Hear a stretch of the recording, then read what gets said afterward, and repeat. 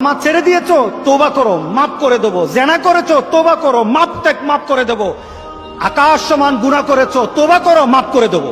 আল্লাহু আকবার। শুধু তাই নয়, আল্লাহ বলেন, বান্দা যখনই তওবা করবি তোরে আমি পছন্দ করি। এত গুনাহ করার পর তুই যখন আমার সাথে তওবা করবি, আমি তোরে পছন্দ করি।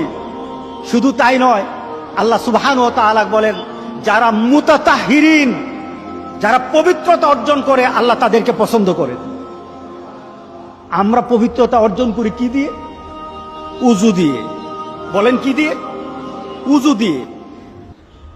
আমরা পবিত্রতা অর্জন করি তওবার মাধ্যমে। প্রথম, এটা হলো আত্মার পরিশুদ্ধতা। আপনার দেহকে পরিশুদ্ধ করতে হবে, আত্মাকে পরিশুদ্ধ করতে হবে। আপনার আত্মাকে পবিত্র বানাবেন। আত্মাকে পবিত্র বানাতে হলে তওবা লাগবে। এটা পানি দিয়ে হবে না, মাটি দিয়ে হবে না। আপনার আত্মাকে যদি পবিত্র করতে চান তাহলে তওবা লাগবে। কি লাগবে? তওবা।